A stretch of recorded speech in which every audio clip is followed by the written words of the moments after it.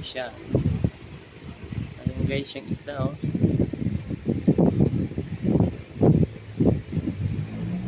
Kahit palisin mo guys, ayaw umalis ang dalawang yan, makulit. Ayan.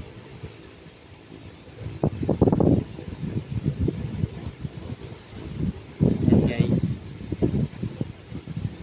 For more video guys, please share. Share po kayo sa aking channel and subscribe. Thank you for watching. Ayan, makukulit na aso. Thank you.